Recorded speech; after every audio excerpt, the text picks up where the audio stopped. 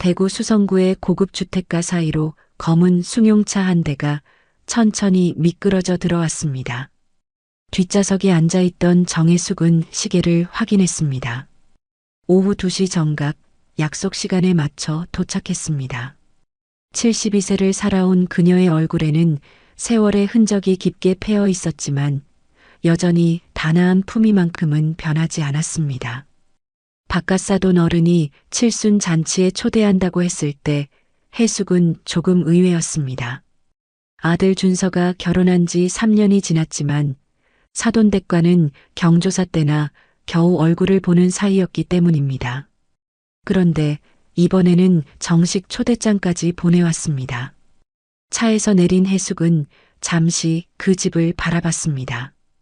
2층 양옥집은 깔끔하게 관리되어 있었고 정원의 목련들이 봄 햇살을 받아 곱게 피어 있었습니다.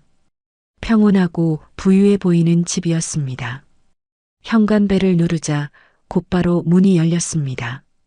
어머님 오셨어요. 며느리 지원의 목소리가 환하게 터져 나왔습니다.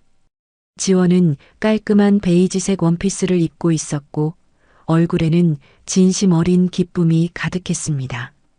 먼 길 오시느라 고생하셨어요. 어서 들어오세요. 고맙구나. 잘 지냈지? 네, 덕분에요. 아버지, 엄마, 시어머니 오셨어요. 지원의 목소리에 안쪽에서 바깥사돈 최병우가 나왔습니다. 깔끔한 회색 정장을 입은 그의 얼굴에는 환한 미소가 걸려 있었습니다. 어서 오세요, 사부인. 초대에 응해주셔서 감사합니다. 별 말씀을요. 칠순 축하드립니다. 혜숙이 준비해온 선물 상자를 내밀었습니다. 백화점에서 고른 고급차 세트와 정성스럽게 준비한 축하 봉투가 들어 있었습니다. 거실로 들어서자 따뜻한 온돌 바닥의 온기가 발끝으로 전해졌습니다. 벽면에는 고급스러운 그림들이 걸려 있었고 한쪽에는 앤티크 가구들이 품위 있게 배치되어 있었습니다. 사부인, 여기 앉으세요. 안사돈 한정임이 나와 인사했습니다. 그녀는 단정한 한복을 차려입고 있었고 환한 미소로 혜숙을 맞았습니다. 건강하시죠? 얼굴이 더 좋아지신 것 같아요. 덕분에 잘 지내고 있어요. 안사돈도 여전히 젊어 보이시네요. 잠시 후 거실 탁자에는 정성스럽게 차린 다과상이 놓였습니다. 김이 모락모락 나는 녹차와 정갈하게 썬 과일, 고급스러운 한과까지 중요한 손님을 정성껏 대접하는 모습이었습니다. 차를 마시며 이어진 대화는 평범한 안부 인사였습니다. 날씨 얘기, 건강 얘기, 요즘 경기 얘기까지 화기애애한 분위기 속에서 시간이 흘렀습니다. 우리 태준이가 벌써 2살이 됐다니 시간 참 빠르네요. 지원이 아이 사진을 보여주며 자랑했습니다. 아빠를 쏙 닮았죠? 혜숙이 손자 사진을 보며 흐뭇하게 웃었습니다. 한참을 그렇게 담소를 나누던 중 혜숙이 자연스럽게 일어났습니다. 화장실 좀 다녀와도 될까요? 그럼요. 복도 끝에 있어요. 제가 안내해 드릴게요. 지원이 일어서려 하자 혜숙이 손사래를 쳤습니다. 괜찮아. 혼자 갈 수 있어. 혜숙은 천천히 복도를 걸어갔습니다. 그러다 부엌 앞을 지나가던 중이었습니다. 갑자기 날카로운 여자 목소리가 들려왔습니다. 이게 뭐야? 접시에 물기가 다 남아있잖아. 그 목소리는 안사돈 한정임의 목소리였습니다. 하지만 방금 전까지 거실에서 보여준 그 다정하고 예의 바른 목소리와는 완전히 달랐습니다. 얼음장처럼 차갑고 날카로운 목소리였습니다. 혜숙의 발걸음이 멈췄습니다. 무의식적으로 부엌 쪽을 돌아봤습니다. 죄송합니다. 다시 닫겠습니다. 떨리는 여자 목소리가 들렸습니다. 낮고 작은 목소리였지만 그 속에는 깊은 두려움이 배어 있었습니다. 찰싹? 혜숙의 온몸이 굳어버렸습니다. 그것은 분명 뺨을 때리는 소리였습니다.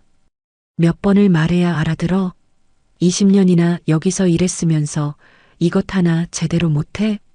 찰싹? 또다시 날카로운 소리가 울렸습니다. 해숙은 조심스럽게 부엌 쪽을 들여다봤습니다.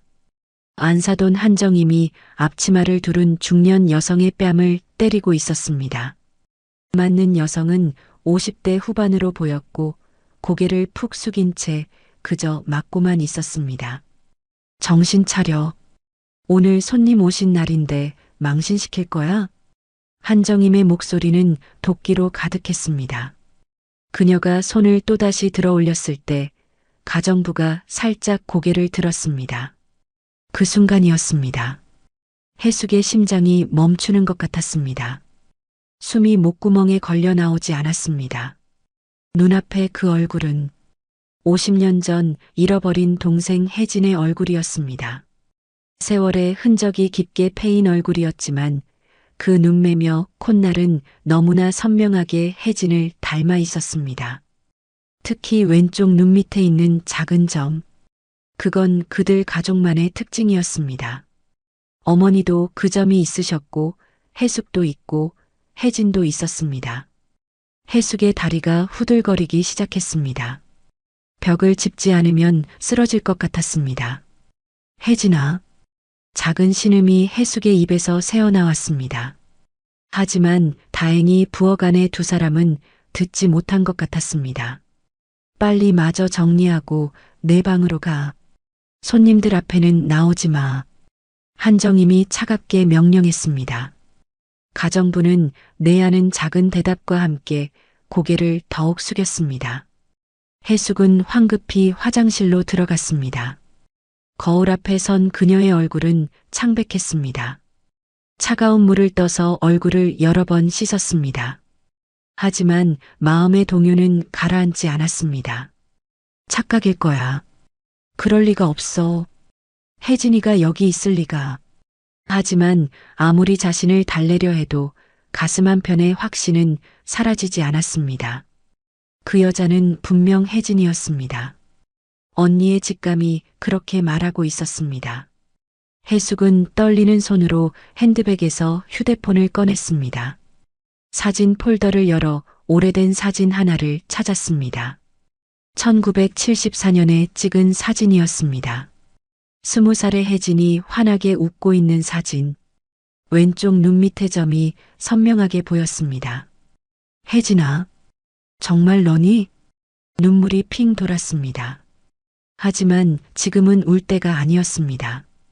해숙은 심호흡을 하고 화장실을 나왔습니다.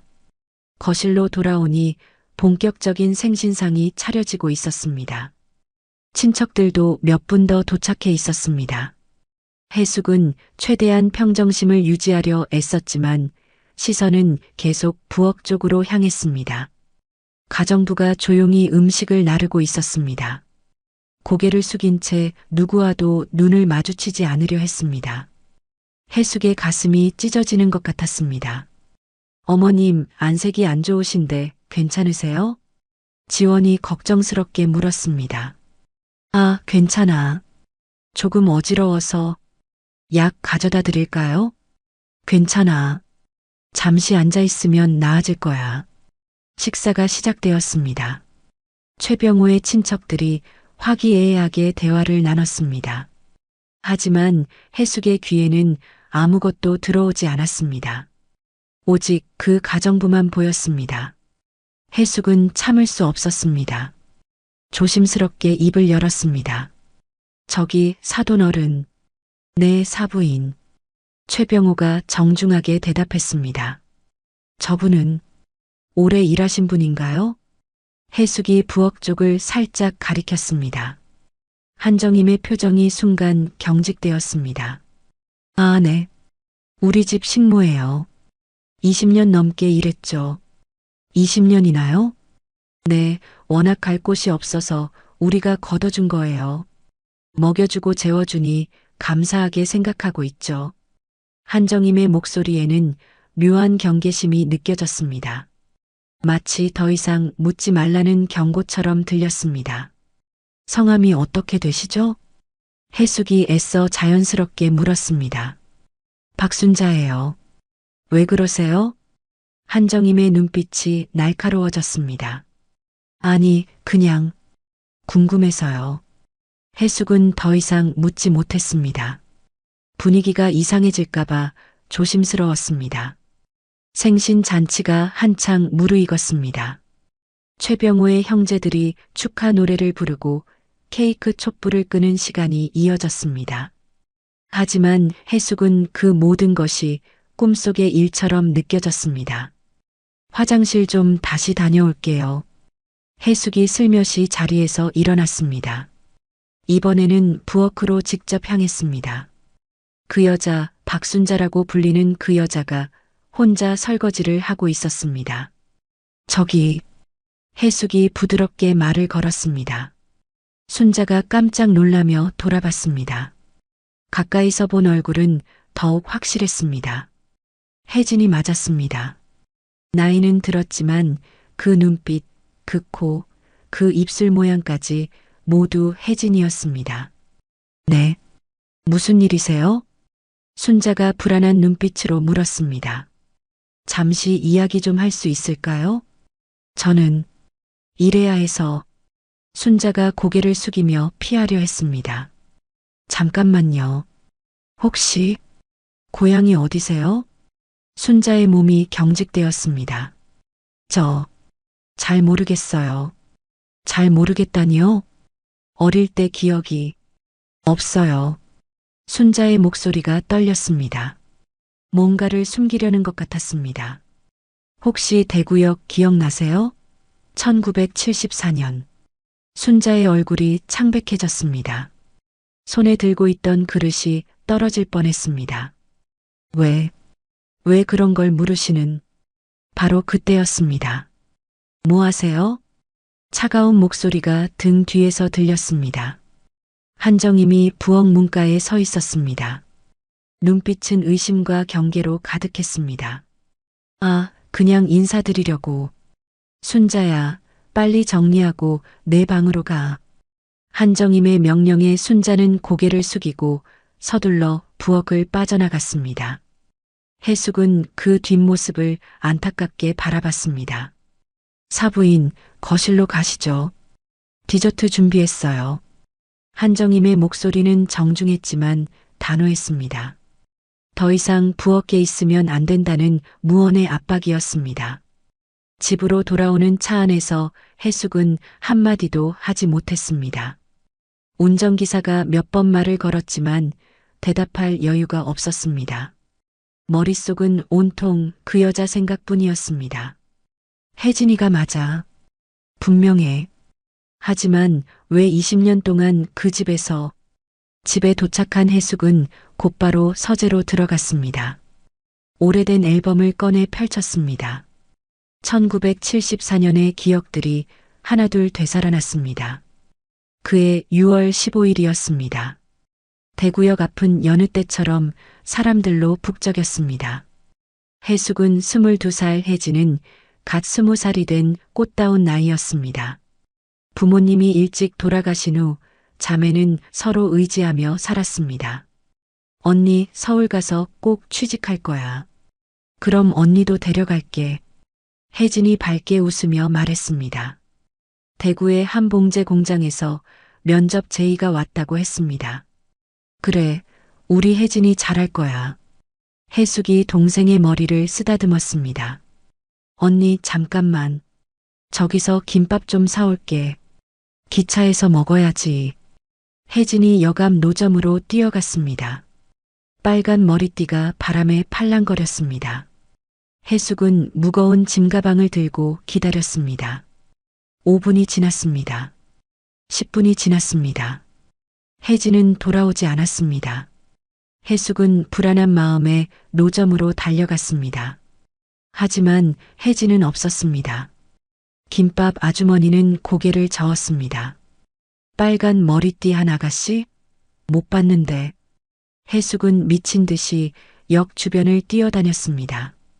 화장실, 대합실, 플랫폼까지 샅샅이 뒤졌습니다.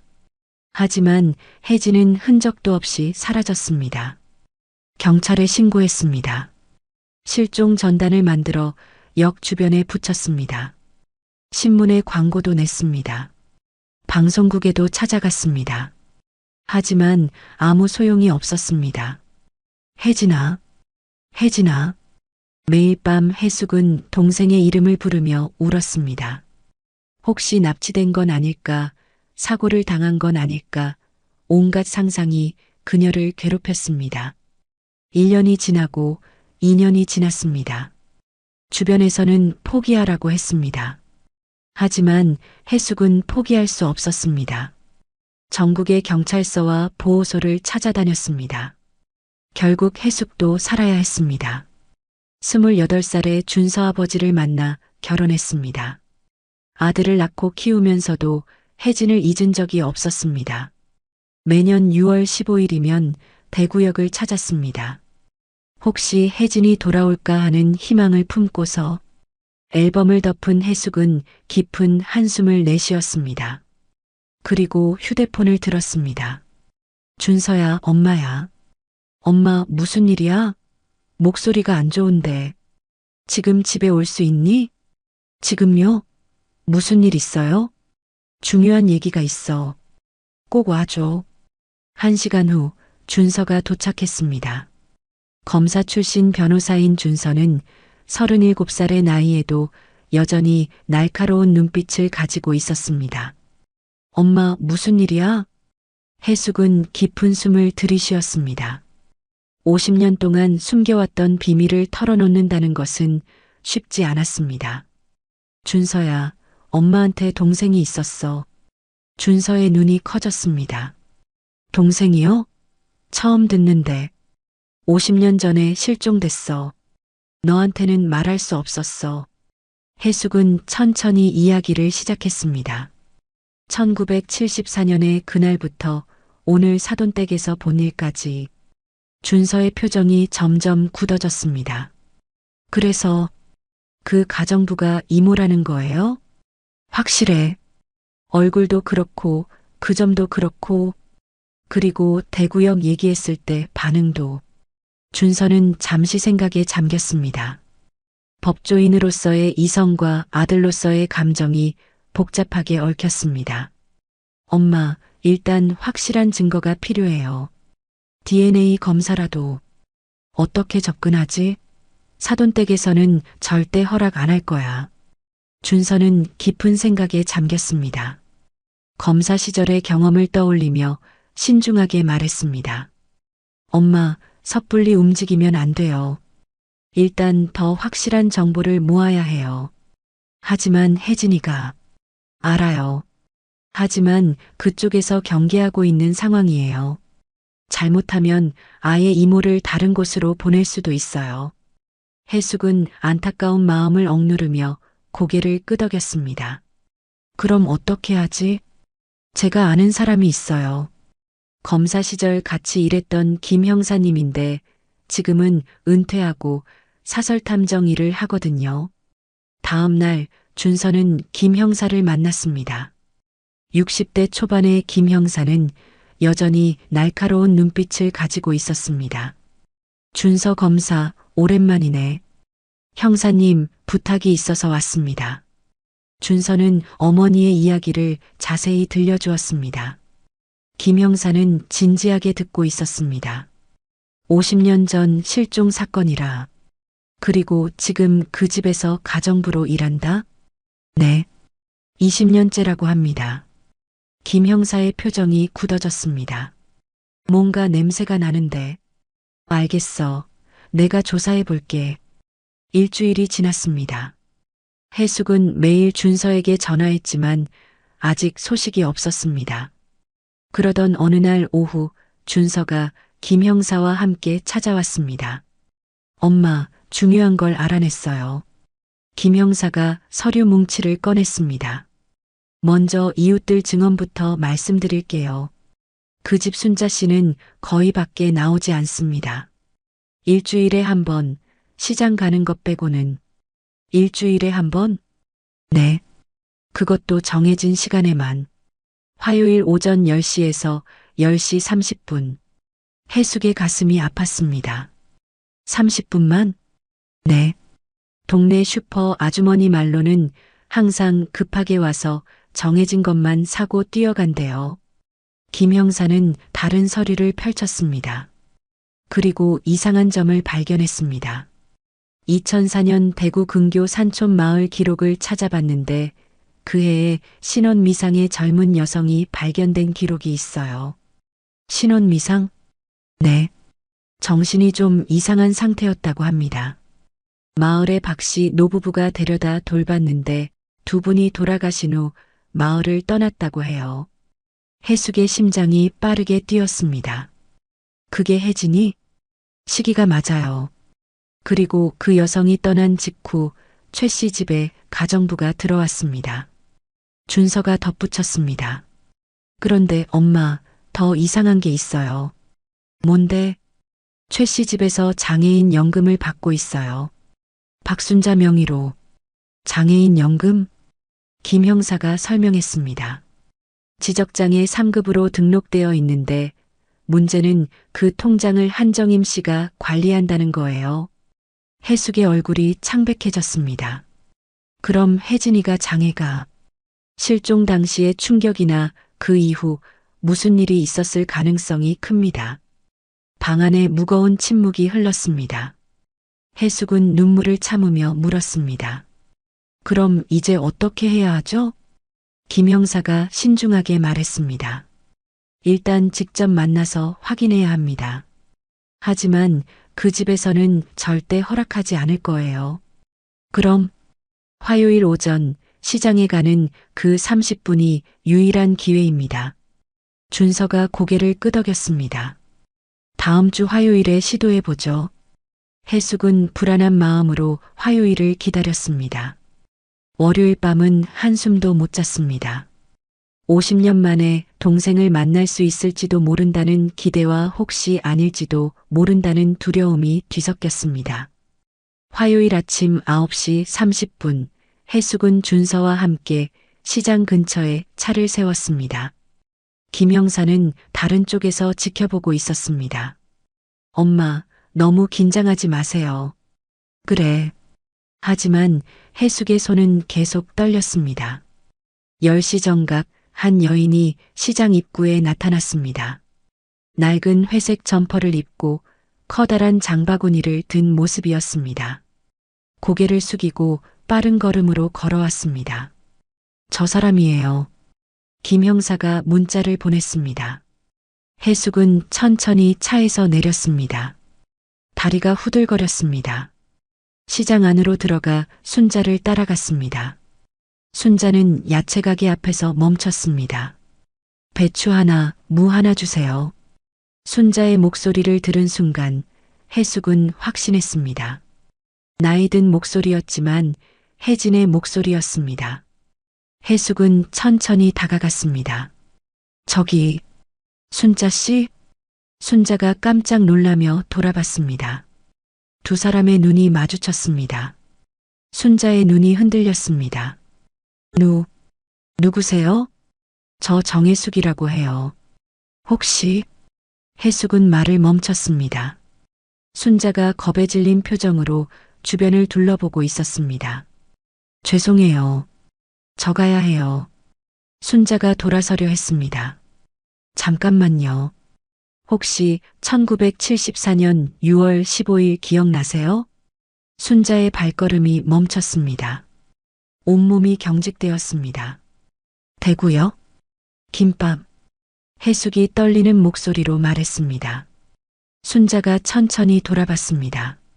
눈에 눈물이 고여 있었습니다. 언니. 아주 작은 목소리였지만 해숙은 분명히 들었습니다. 혜진아, 맞지? 내가 혜진이 맞지? 순자가 입술을 깨물었습니다. 눈물이 뺨을 타고 흘러내렸습니다. 언니, 나 기억 잘 안 나. 하지만 언니 얼굴은 기억나. 해숙이 다가가려는 순간 순자가 화들짝 놀라며 뒤로 물러났습니다. 안 돼요. 가야 해요. 30분 안에 안 돌아가면. 무슨 일이 있어? 맞아요. 때려요. 순자의 목소리가 떨렸습니다. 어린아이처럼 무서워하고 있었습니다. 누가 때려? 사모님, 사장님, 다 때려요. 해숙의 가슴이 찢어지는 것 같았습니다. 혜진아, 같이 가자. 언니랑 가자. 못 가요. 못 가. 죽여버린다고 했어요. 순자는 겁에 질려 뒷걸음질을 쳤습니다. 죽여버린다고. 밖에 나가면 죽여버린다고. 혜진아, 아무도 너를 죽이지 않아. 언니가 지켜줄게. 하지만 순자는 고개를 저으며 장바구니를 꽉 움켜쥐었습니다. 가야 해요. 시간 늦으면. 오늘 밤 또. 순자가 돌아서서 뛰기 시작했습니다. 해숙이 따라가려 했지만 준서가 막았습니다. 엄마, 지금은 안 돼요. 더 겁먹으면 다시는 못 만날 수도 있어요. 해숙은 멀어져가는 동생의 뒷모습을 바라보며 눈물을 흘렸습니다. 차로 돌아온 해숙은 한동안 말을 하지 못했습니다. 준서가 조심스럽게 물었습니다. 이모 맞아요? 맞아. 혜진이 맞아. 하지만 해숙은 흐느꼈습니다. 너무 무서워하고 있어. 죽인다고, 죽여버린다고 했대. 준서의 얼굴이 굳어졌습니다. 이건 단순한 폭행이 아니에요. 협박, 감금, 범죄예요. 김 형사가 전화를 걸어왔습니다. 준서 검사, 순자 씨가 집에 들어갔습니다. 정확히 28분 만에요. 네, 형사님. 그리고 집에 들어가자마자 고함 소리가 들렸다고 합니다. 이웃이 들었대요. 준서는 분노를 억누르며 물었습니다. 형사님, 우리가 할 수 있는 게 뭐가 있을까요? 일단 본인 진술이 필요한데 지금 상태로는 어려울 것 같습니다. 너무 겁에 질려 있어요. 그날 밤 해숙은 준서와 함께 대책을 논의했습니다. 엄마, 지원이를 통해서 접근해 볼게요. 지원이가? 네. 며느리니까 그나마 접근이 쉬울 거예요. 다음 날 준서는 아내에게 모든 것을 털어놓았습니다. 지원은 충격을 받았습니다. 그 순자 아줌마가 어머님 동생이라고요? 그래. 50년 전에 실종된 이모야. 어떻게? 우리 엄마가 그동안. 지원의 얼굴이 창백해졌습니다. 지원아, 내 잘못은 아니야. 하지만 도와줄 수 있어? 지원은 잠시 고민하다가 고개를 끄덕였습니다. 제가 할 수 있는 건 뭐든지 할게요. 며칠 후 지원은 친정을 방문했습니다. 평소처럼 자연스럽게 행동하려 애썼습니다. 엄마, 제가 김장 준비 도와드릴게요. 그래, 고맙네. 한정임이 만족스러운 표정을 지었습니다. 지원은 부엌에서 순자와 함께 일하게 되었습니다. 순자는 여전히 고개를 숙이고 있었습니다. 아줌마, 많이 힘드시죠? 지원이 조심스럽게 말을 걸었습니다. 순자가 잠시 고개를 들었다가 다시 숙였습니다. 괜찮아요. 아줌마, 혹시 가족이? 바로 그때 한정임이 부엌으로 들어왔습니다. 무슨 얘기하니? 날카로운 목소리였습니다. 의심스러운 눈빛으로 두 사람을 번갈아 봤습니다. 김장 양념 얘기요. 지원이 재빨리 대답했습니다. 한정임은 의심스러운 눈빛을 거두지 않았습니다. 순자는 말이 필요 없어. 시킨 일만 하면 돼. 그녀가 나가자 지원은 순자를 안타깝게 바라봤습니다. 순자는 더욱 몸을 움츠리고 배추를 다듬었습니다. 집으로 돌아온 지원은 남편에게 보고했습니다. 엄마가 계속 감시해요. 순자 아줌마랑 말도 못하게 해요. 그래도 계속 시도해야 해. 이모가 우리를 믿을 수 있게. 그 후로도 지원은 여러 번 친정을 방문했습니다. 하지만 한정임의 감시는 더욱 심해졌습니다.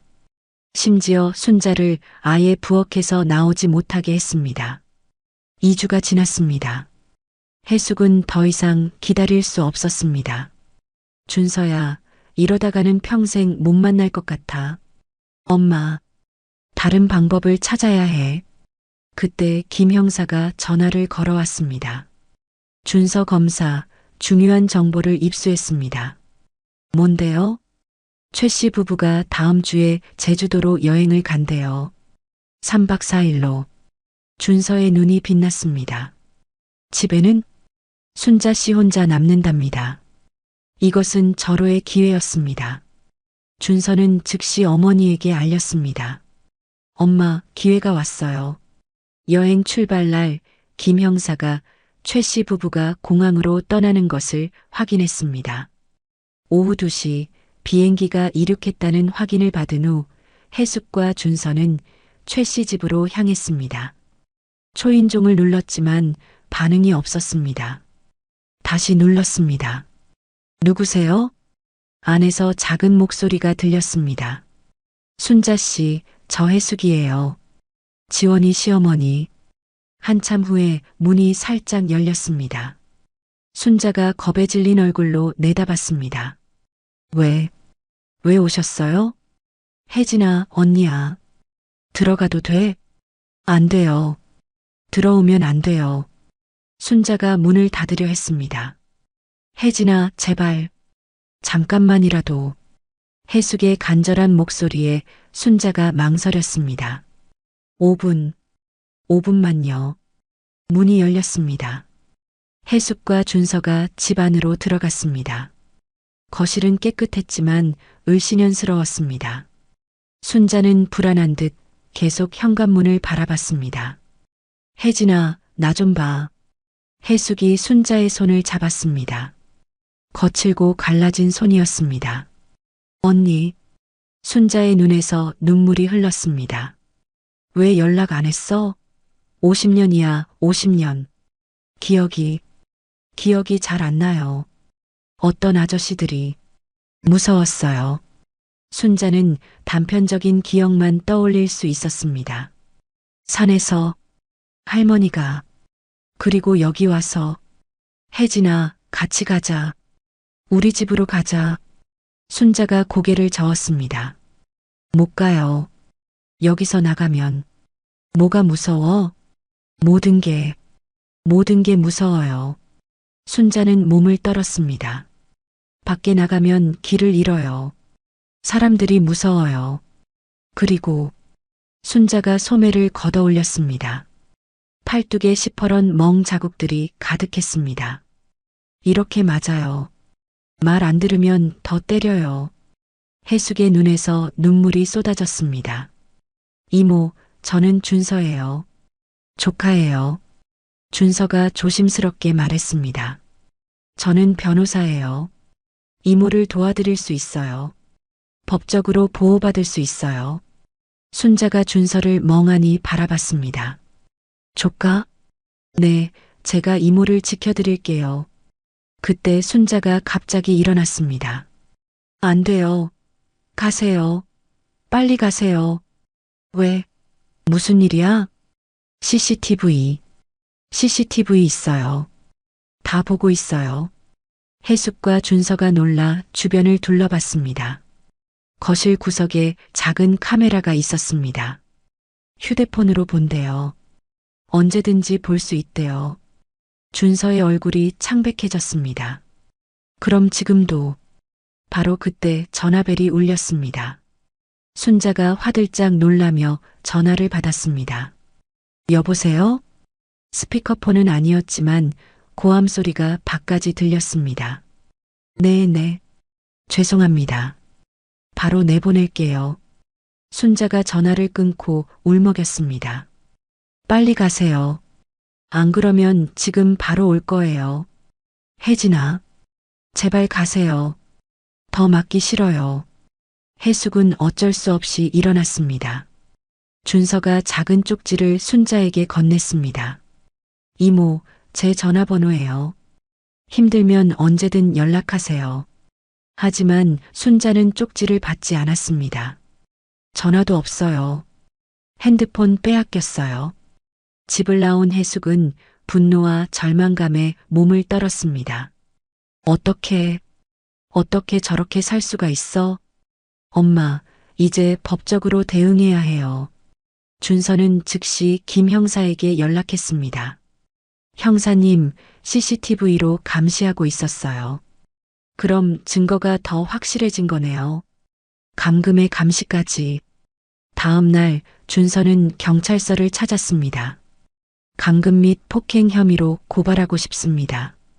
담당 형사가 신중하게 물었습니다. 피해자 진술이 가능한가요? 그게 피해자가 너무 겁에 질려 있어서 본인 진술 없이는 어렵습니다. 특히 20년간 그 집에 있었다면 준서는 막막했습니다. 순자가 직접 나서지 않는 합법적 대응도 쉽지 않았습니다. 그런데 이틀 후 예상치 못한 일이 벌어졌습니다. 새벽 2시 준서의 휴대폰이 울렸습니다. 모르는 번호였습니다. 여보세요? 도와주세요. 떨리는 여자 목소리였습니다. 이모예요? 병원이에요. 병원? 무슨 병원이요? 성모병원 응급실. 전화가 끊어졌습니다. 준서는 즉시 어머니에게 전화했습니다. 엄마, 이모가 병원에 있대요. 성모병원 응급실. 해숙과 준서는 급하게 병원으로 향했습니다. 응급실에 도착하니 한 구석 침대에 순자가 누워 있었습니다. 얼굴이 퉁퉁 부어 있었고 입술이 터져 있었습니다. 혜진아, 해숙이 달려갔습니다. 순자는 눈을 뜨려고 애썼지만 한쪽 눈이 부어서 제대로 뜰 수 없었습니다. 언니, 누가 이렇게 했어? 누가? 담당 의사가 다가왔습니다. 보호자세요? 네, 저는 언니입니다. 늑골 2개가 금이 갔고 온몸에 타박상이 심합니다. 경찰에 신고하셨나요? 아직. 그때 응급실 입구가 요란하게 열렸습니다. 최병우와 한정임이 들어왔습니다. 순자. 한정임이 다가오려 하자 순자가 몸을 움츠렸습니다. 안 돼요. 우리가 보호자야. 비켜. 한정임이 해숙을 밀치려 했습니다. 이 사람은 제 동생이에요. 해숙이 소리쳤습니다. 무슨 헛소리야. 50년 전 실종된 제 동생 정혜진입니다. 응급실이 순간 조용해졌습니다. 최병우의 얼굴이 붉어졌습니다. 증거라도 있어? 준서가 나섰습니다. DNA 검사하면 됩니다. 그리고 이미 충분한 증거를 확보했습니다. 20년간의 불법 감금, 임금체불, 폭행, 그리고 장애인 연금 횡령까지. 한정임의 얼굴이 창백해졌습니다. 그건 다 오해야. 오해? 이모 몸에 있는 상처가 오해입니까? 그때 경찰이 도착했습니다. 병원에서 신고한 것이었습니다. 누가 환자분을 폭행했습니까? 순자가 떨리는 손으로 최병우를 가리켰습니다. 그 사람이. 거짓말이야. 최병우가 소리쳤습니다. CCTV 확인하면 됩니다. 준서가 차분하게 말했습니다. 댁에 설치된 CCTV 말입니다. 거기 다 녹화되어 있을 겁니다. 최병우와 한정임이 당황했습니다. 자신들이 설치한 CCTV가 오히려 증거가 될 줄은 몰랐던 것입니다. 경찰이 순자에게 물었습니다. 고소하시겠습니까? 순자가 해숙을 바라봤습니다. 해숙이 동생의 손을 꼭 잡았습니다. 혜진아, 이제 무서워하지 마. 언니가 있어. 순자의 눈에서 눈물이 흘렀습니다. 그리고 작지만 분명한 목소리로 말했습니다. 네, 고소할게요. 경찰이 최병호에게 다가갔습니다. 폭행 혐의로 조사받으셔야 합니다. 동행하시죠. 이게 무슨... 거부하시면 체포영장 신청하겠습니다.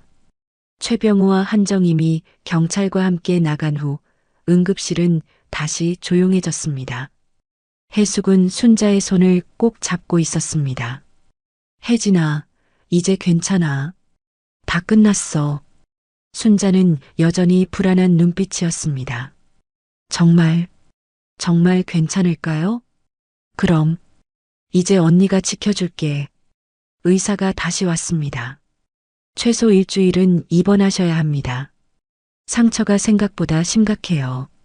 입원 수속을 밟는 동안 준서는 김 형사에게 연락했습니다.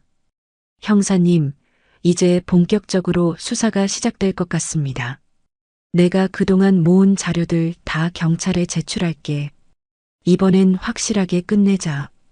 다음 날 병원에는 예상치 못한 방문객이 왔습니다. 지원이었습니다. 어머님, 지원은 해숙 앞에서 눈물을 흘렸습니다. 정말 죄송합니다. 제가 알면서도 우리 엄마가 순자 아줌마를 그렇게 대하는 걸 보고도 지원아, 내가 뭘 할 수 있었겠니? 저도 봤어요. 엄마가 순자 아줌마를 때리는 것도. 하지만 딸로서 엄마한테 대들 수가 없었어요. 그리고 준서한테도 차마 말을 못했어요. 우리 부모님 욕하는 것 같아서 지원은 순자에게 다가갔습니다. 이모님, 정말 죄송해요. 제가 좀 더 용기가 있었다면. 순자가 놀란 표정으로 지원을 봤습니다. 아가씨가. 왜? 이제 제게도 이모님이세요. 남편의 이모님이시니까요. 지원이 가방에서 뭔가를 꺼냈습니다. 이거 제가 몰래 찍은 거예요. 휴대폰 영상이었습니다. 한정임이 순자를 때리는 장면이 녹화되어 있었습니다. 딸로서 엄마를 고발할 수는 없었지만 혹시 몰라서 증거는 남겨뒀어요. 언젠가는 이런 일이 밝혀져야 한다고 생각했거든요. 준서가 놀란 표정으로 아내를 봤습니다. 지원아, 너 부모님 편 안 들어도 돼? 이건 편들고 말고의 문제가 아니야. 잘못은 잘못이니까. 해숙이 지원의 손을 잡았습니다. 고마워, 지원아. 쉽지 않은 결정이었을 텐데. 며칠 후 경찰 조사가 본격화되었습니다. 최 씨 집을 압수수색하면서 충격적인 증거들이 나왔습니다. 20년간 월급은 한 푼도 지급하지 않았네요. 담당 형사가 장부를 보며 말했습니다. 대신 장애인 연금은 매달 빼돌렸고요. 총 피해액이 3억이 넘습니다. 3억? 해숙이 놀랐습니다. 20년 최저임금과 연금 횡령액을 합치면 그 정도 됩니다. CCTV 영상과 함께 지원이 제공한 영상도 중요한 증거가 되었습니다. 이건 상습 폭행입니다. 구속감입니다. 일주일 후 순자는 퇴원했습니다. 해숙의 집으로 가는 차 안에서 순자는 창밖만 바라봤습니다. 혜진아, 이제 우리 집이야. 집에 도착한 순자는 놀란 표정이었습니다. 여기가 언니 집이에요? 그래. 이제 내 집이기도 해. 깨끗한 방을 보여주자 순자는 눈물을 흘렸습니다. 내 방이 있다니. 당연하지. 이제 편하게 쉬어. 그런데 순자는 여전히 불안해했습니다. 밤에는 잠을 못 자고 작은 소리에도 깜짝 놀랐습니다. 언니, 내가 여기 있어도 돼? 당연하지. 일 안 하고 있어도 돼? 매번 같은 질문을 반복했습니다. 20년간의 트라우마는 쉽게 사라지지 않았습니다. 준서는 정신과 상담을 권했습니다. 이모, 치료받으면 좋아질 거예요. 하지만 순자는 병원 가는 것도 무서워했습니다. 한 달이 지났습니다. 검찰 조사가 진행되면서 더 많은 사실들이 밝혀졌습니다. 검사실에서 준서의 동료 이 검사가 사건을 담당했습니다. 준서, 내장인 장모 사건 내가 맡았어. 고마워. 공정하게 해줘. 당연하지. 그런데 이거 보통 사건이 아니야. 이 검사는 서류를 넘기며 말했습니다. 일단 감금, 폭행, 임금 체불은 기본이고 장애인 연금 횡령에 문서 위조까지 있어. 문서 위조? 순자 씨 명의로 된 서류들이 있는데 본인이 쓴 게 아니야. 장애인 등록도 본인 동의 없이 했고 준서의 표정이 굳어졌습니다. 그 정도면 최소 5년에서 10년은 나올 거야. 그날 저녁 해숙의 집에서 조용한 저녁 식사가 이어졌습니다. 순자는 여전히 밥을 조금씩만 먹었습니다.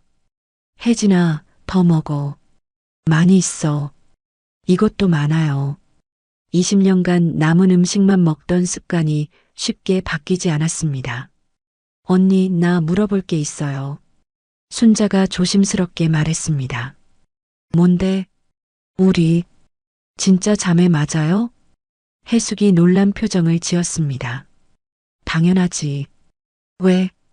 DNA 검사 해보고 싶어요. 순자의 눈에는 간절함이 있었습니다. 나도 확실하게 알고 싶어요. 진짜 언니가 있다는 걸. 해숙은 동생의 손을 꼭 잡았습니다. 그래, 하자. 확실하게 하자. 다음 날 병원에서 DNA 검사를 받았습니다. 결과는 일주일 후에 나온다고 했습니다. 그 일주일 동안 순자는 조금씩 옛 기억을 떠올리기 시작했습니다. 언니, 우리 집에 마당이 있었어? 응, 작은 마당이 있었지. 거기 감나무가 있었나? 해숙의 눈이 커졌습니다. 맞아. 감나무가 있었어. 내가 감 따달라고 매일 졸랐잖아. 순자의 얼굴에 희미한 미소가 번졌습니다. 그리고 강아지도 있었어. 하얀 강아지. 백구, 백구 기억나? 백구. 순자의 눈에서 눈물이 흘렀습니다. 기억의 조각들이 하나둘 맞춰지고 있었습니다. 일주일 후 DNA 검사 결과가 나왔습니다. 해숙과 준서, 순자가 함께 병원을 찾았습니다. 의사가 봉투를 열었습니다. 99.9% 일치합니다. 친자매가 확실합니다.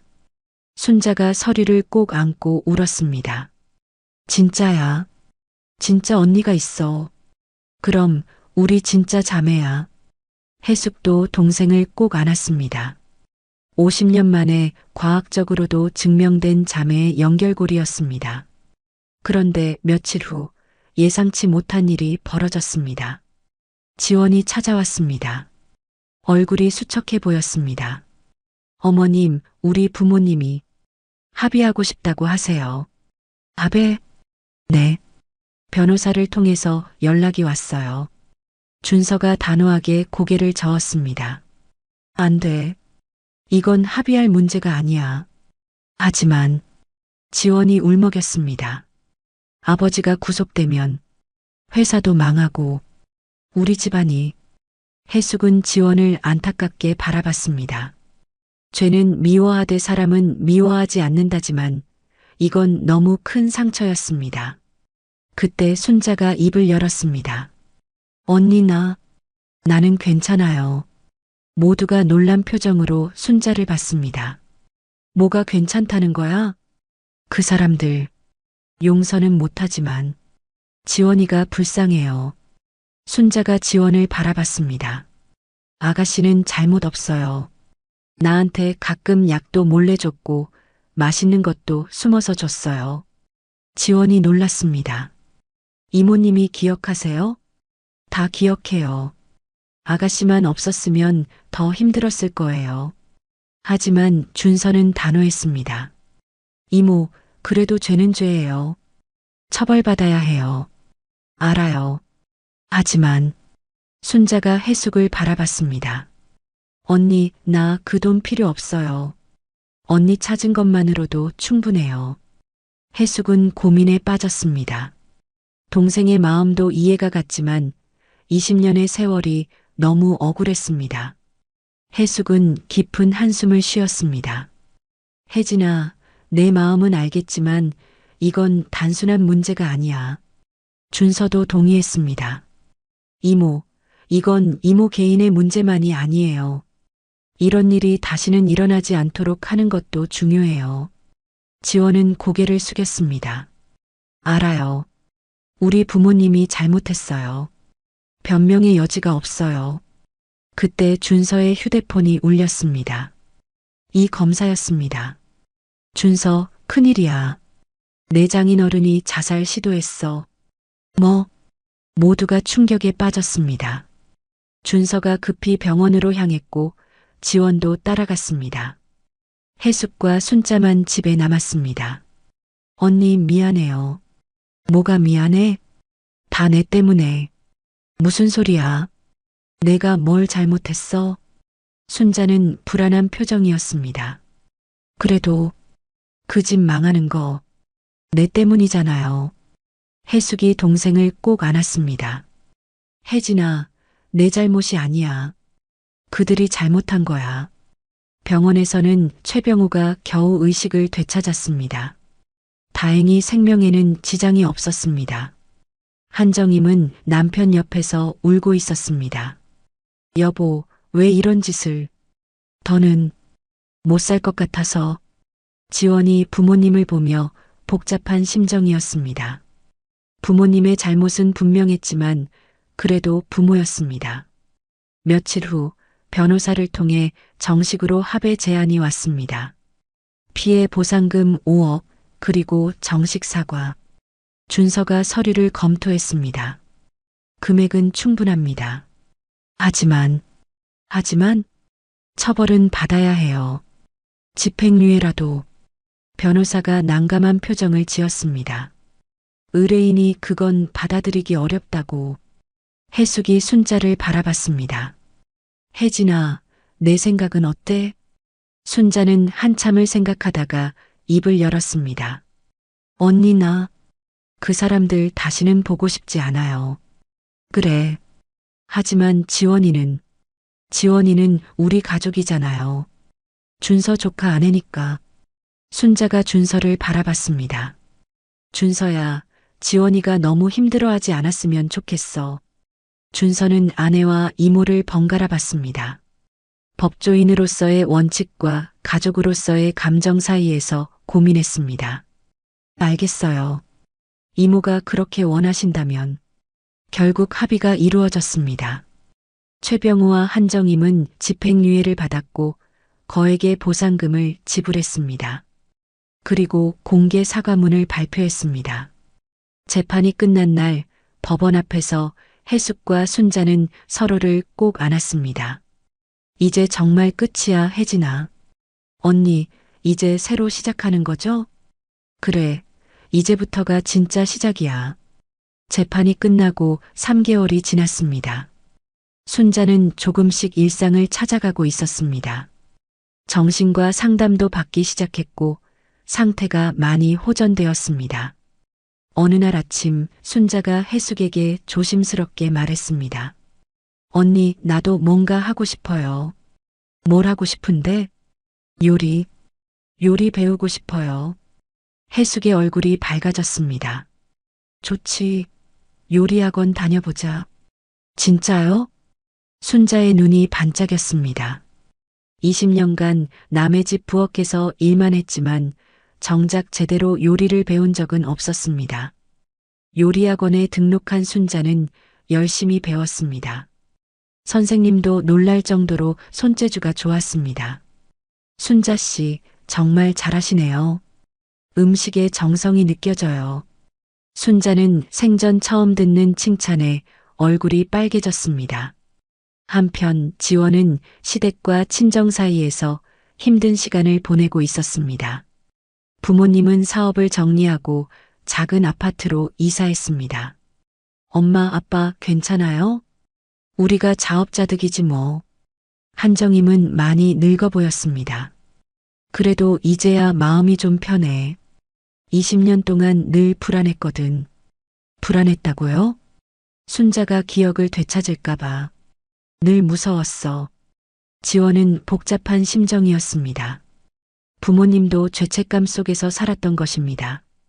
어느 날 순자가 해숙에게 제안했습니다. 언니, 우리 고향에 한번 가보고 싶어요. 대구? 네. 우리가 살던 집 아직 있을까요? 해숙은 동생의 손을 잡았습니다. 가보자. 같이 가보자. 주말에 두 자매는 대구로 향했습니다. 준서와 지원도 함께했습니다. 옛집이 있던 자리에는 이미 큰 아파트가 들어서 있었습니다. 하지만 동네 곳곳에는 아직 옛 흔적이 남아 있었습니다. 언니, 여기 기억나요? 순자가 한 골목을 가리켰습니다. 여기서 우리 소꿉놀이 했어요. 맞아. 내가 엄마 역할 하겠다고 우겼지. 두 자매는 골목길을 걸으며 어린 시절을 떠올렸습니다.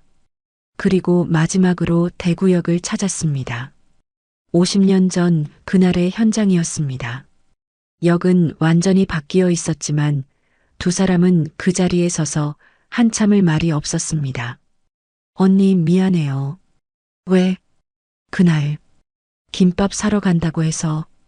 혜숙이 동생을 꼭 안았습니다. 혜진아, 내 잘못이 아니야. 우리 다시 만났잖아. 그걸로 충분해. 준서가 두 사람을 카메라에 담았습니다. 이모, 엄마 웃으세요. 50년 만에 다시 한 자리에 선 자매의 모습이었습니다. 돌아오는 길에 순자가 말했습니다. 언니, 나 작은 식당 하나 해보고 싶어요. 식당? 네.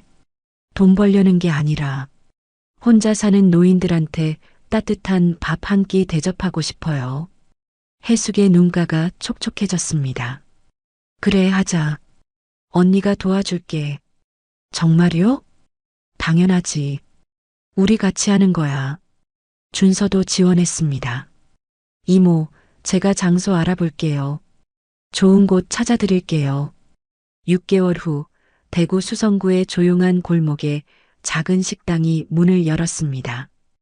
혜진의 부엌이라는 소박한 간판이 걸렸습니다. 개업식 날 많은 사람들이 찾아왔습니다. 김 형사도 왔고 순자를 치료해준 의사들도 왔습니다.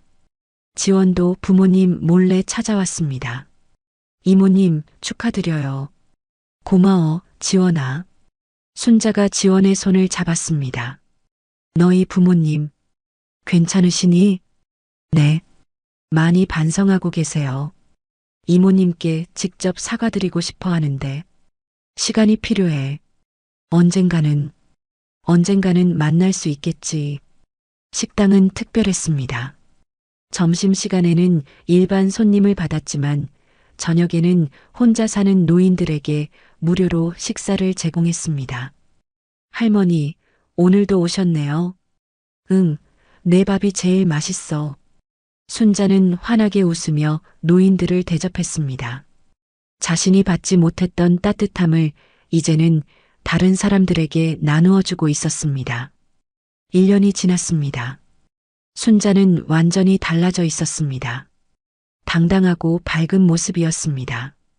어느 날 준서가 중요한 소식을 가져왔습니다.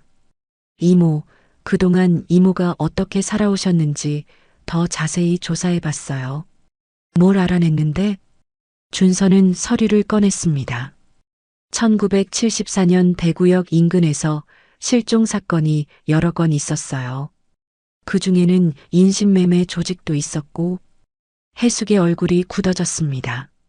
그럼 혜진이가 아마 그 조직에 걸렸다가 도망친 것 같아요.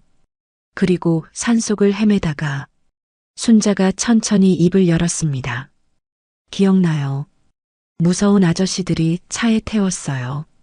그리고 어디론가 가다가 화장실 간다고 해서 도망쳤어요. 그 후에는 산속을 헤맸어요. 며칠을 굶고 그때 할머니 할아버지가 날 발견했어요. 순자의 눈에 눈물이 맺혔습니다. 박씨 할머니 할아버지 약초 캐러 산에 오셨다가 쓰러져 있는 날 발견하셨대요. 혜숙이 동생의 손을 꼭 잡았습니다. 그분들이 널 살려주신 거구나. 네. 하지만 그때 충격으로 기억을 많이 잃었어요. 이름도 집도 다 잊었어요. 준서가 덧붙였습니다. 그 마을 기록을 찾아보니 박씨 노부부가 2000년대 초반에 돌아가셨더라고요. 그 후 이모가 마을을 떠나 최 씨 집으로 간 거예요. 마을 사람들이 일자리를 알선해 준 거였구나. 순자가 고개를 끄덕였습니다. 할머니, 할아버지가 돌아가시고 갈 곳이 없었어요. 그때 마을 이장님이 최 씨 집에서 일할 사람 찾는다고. 그날 밤 해숙은 깊은 생각에 잠겼습니다. 혜진아, 우리 그 마을 한번 가볼까? 산촌 마을요? 응. 너를 구해주신 분들께 인사라도 드려야지. 며칠 후 두 자매는 대구 근교의 산촌 마을을 찾았습니다. 구불구불한 산길을 따라 올라가니 작은 마을이 나타났습니다. 여기 기억나요? 순자가 주변을 둘러보며 말했습니다. 저 나무, 저 길, 다 기억나요. 마을 회관에 도착하자 나이든 이장이 그들을 맞았습니다. 바로 20년 전 순자를 최 씨 집에 소개해준 그 사람이었습니다. 어머, 영희 아니가?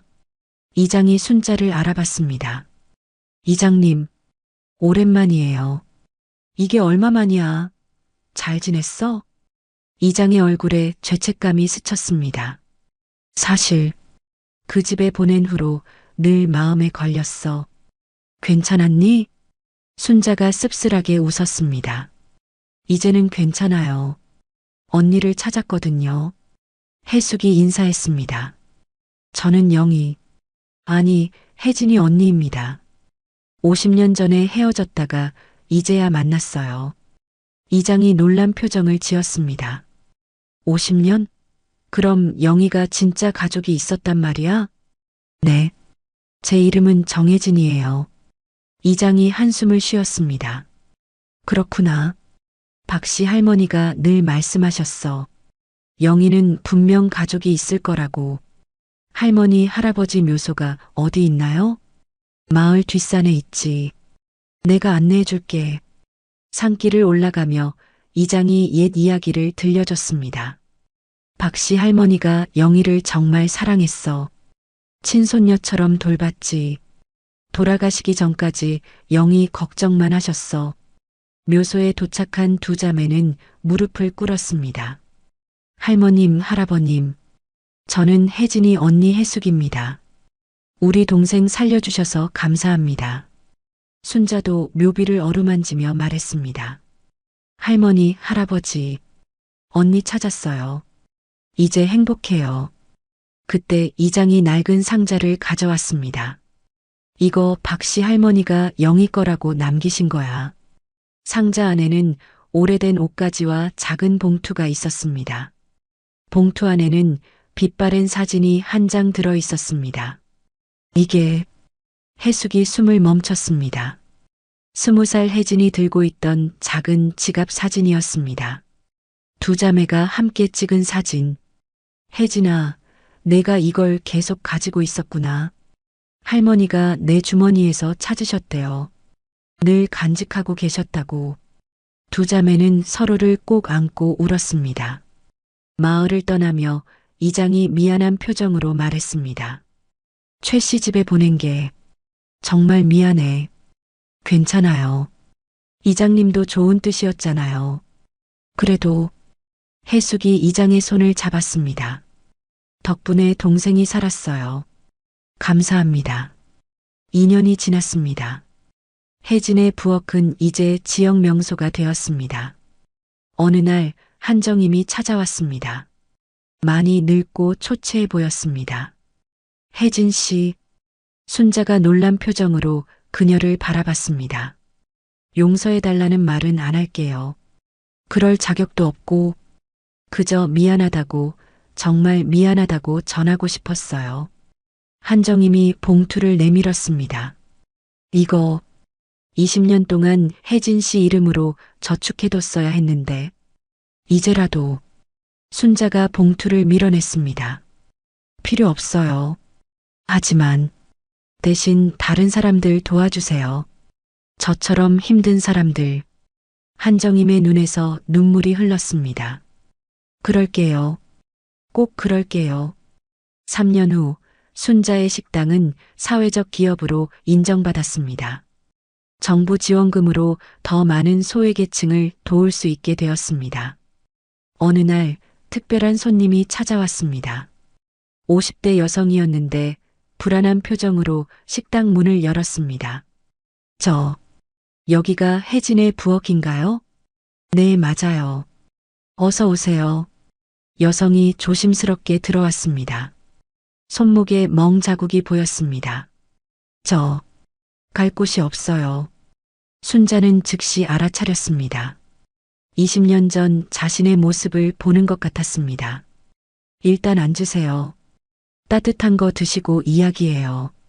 여성은 밥을 먹으며 울먹였습니다. 15년 동안 시댁에서 노예처럼.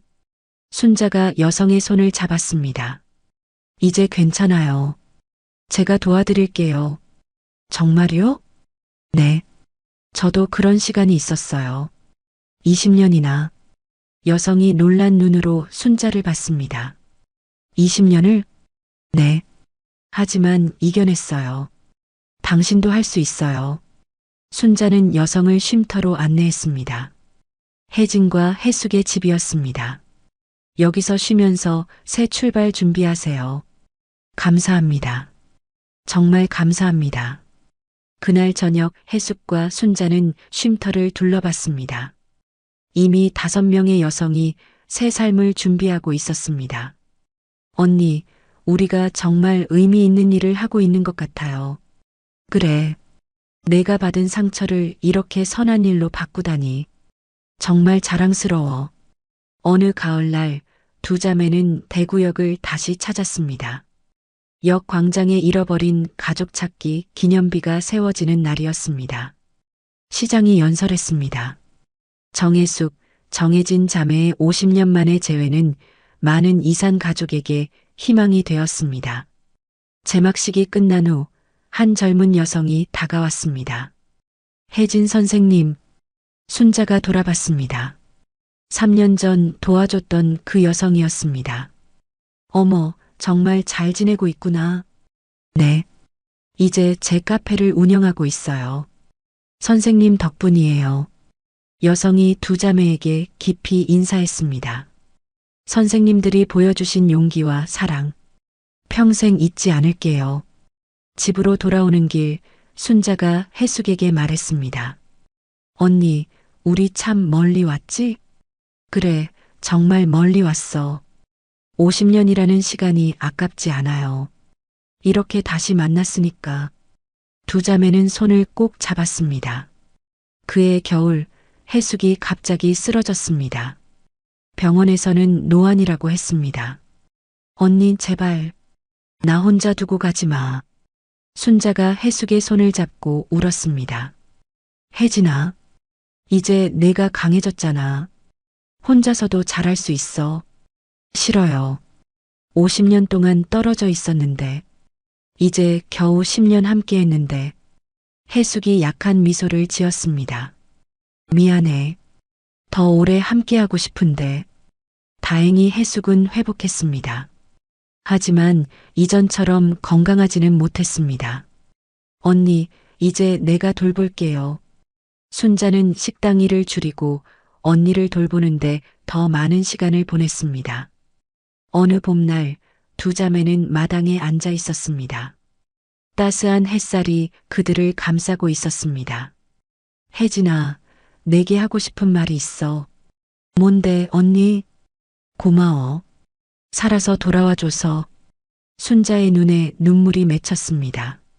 언니야말로 날 포기하지 않고 찾아줘서 고마워. 그때 태준이가 달려왔습니다. 이제 12살이 된 태준이는 의젓한 소년이 되어 있었습니다. 할머니, 이모 할머니, 제가 쓴 장문이 전국대회에서 상을 받았어요. 정말? 무슨 내용인데? 50년 만에 만난 우리 할머니들의 이야기예요. 태준이가 상장을 보여주었습니다. 교육부 장관상이었습니다. 우리 태준이 정말 대단하구나. 순자가 태준이를 안아주었습니다. 준서와 지원도 왔습니다. 온 가족이 모여 저녁을 먹었습니다. 엄마, 이모, 정말 대단하세요. 준서가 진심을 담아 말했습니다. 두 분의 이야기가 이렇게 많은 사람들에게 감동을 주고 있어요. 지원이 덧붙였습니다. 맞아요. 쉼터에서 도움받은 분들이 계속 감사 인사를 전해달라고 하세요. 해숙과 순자는 서로를 바라보며 미소 지었습니다. 우리가 특별한 건 아니야. 그저 가족을 찾았을 뿐이지. 2년 후 해숙은 79세로 세상을 떠났습니다. 마지막까지 순자의 손을 잡고 있었습니다. 혜진아, 미안해. 먼저 가서. 언니 가지 마. 제발.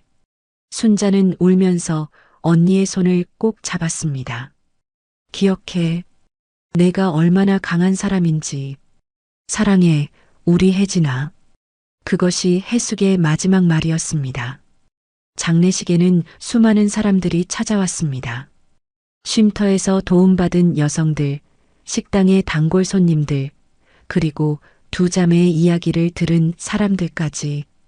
해숙 할머니는 정말 대단한 분이셨어요. 50년 동안 동생을 포기하지 않으셨잖아요. 한 여성이 순자에게 말했습니다. 순자는 언니의 영정 사진을 바라보며 조용히 말했습니다. 언니가 날 찾아준 덕분에 나도 다른 사람들을 도울 수 있었어요.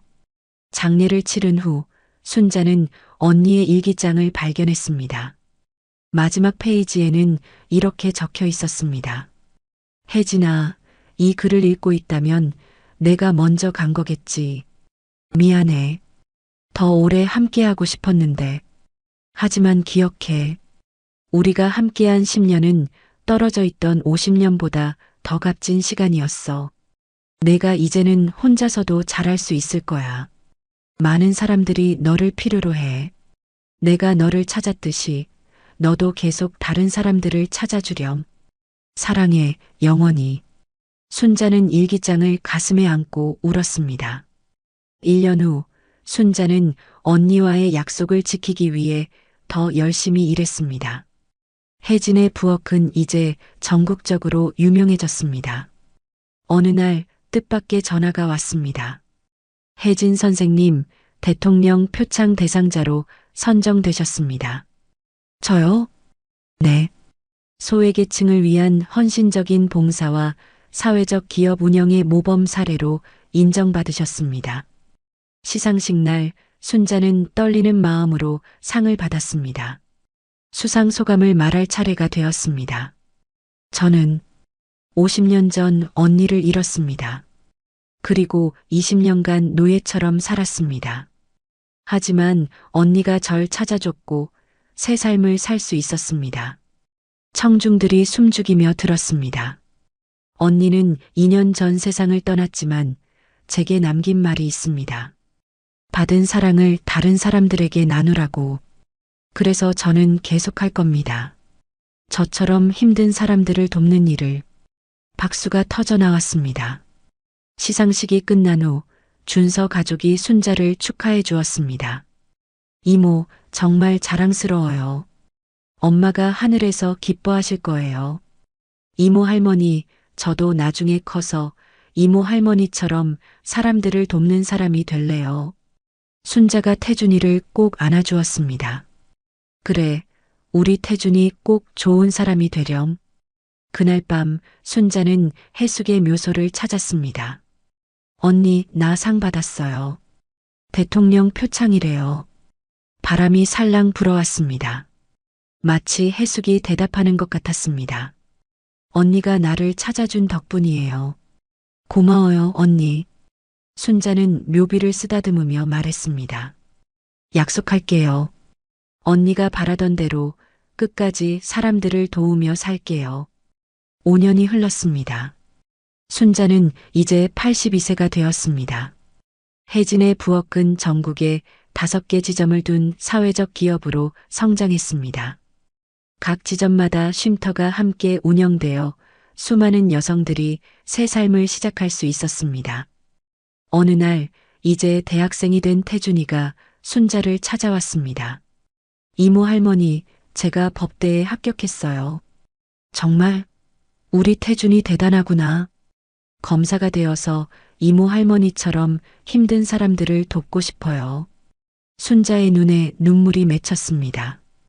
준서를 보는 것 같았습니다. 그래, 꼭 좋은 검사가 되렴. 그때 한 통의 편지가 도착했습니다. 최병우가 보낸 것이었습니다. 혜진 씨에게 이제 저도 시한부 판정을 받았습니다. 떠나기 전에 꼭 전하고 싶은 말이 있습니다. 정말 죄송했습니다. 20년이라는 세월을 돌려드릴 수는 없지만 남은 재산을 모두 혜진의 부엌에 기부하고자 합니다. 부디 받아주십시오. 그것이 제가 할 수 있는 마지막 속죄입니다. 순자는 한참을 편지를 들여다봤습니다. 미움도 원망도 이제는 없었습니다. 받을게요. 더 많은 사람들을 도우는 데 쓰겠습니다. 준서가 어머니를 대신해 말했습니다. 이모, 정말 대단하세요. 용서한다는 게 쉽지 않은데, 용서라기보다는 이제는 그저 놓아주는 거야. 나를 위해서. 그해 가을, 대구역에서 특별한 행사가 열렸습니다. 해숙과 혜진 자매 기념관 개관식이었습니다. 두 자매의 이야기를 담은 전시관이었습니다. 50년의 이별과 재회, 그리고 그들이 만들어낸 기적 같은 이야기들이 전시되어 있었습니다. 개관식에서 순자가 연설했습니다. 제 언니 해숙은 말했습니다. 가족은 포기하지 않는 거라고, 50년이 걸려도 찾는 거라고. 청중들이 귀 기울여 들었습니다. 저는 그 사랑 덕분에 다시 살 수 있었습니다. 그리고 이제는 그 사랑을 나누고 있습니다. 순자가 전시관 입구에 새겨진 문구를 가리켰습니다. 사랑은 기다림이고 기다림은 희망입니다. 해숙과 혜진. 언니가 저를 기다려준 것처럼 저도 누군가의 희망이 되고 싶습니다. 박수가 쏟아졌습니다. 전시관을 둘러본 한 젊은 기자가 순자에게 물었습니다. 할머니, 지금 가장 행복하세요? 순자가 잠시 하늘을 올려다봤습니다.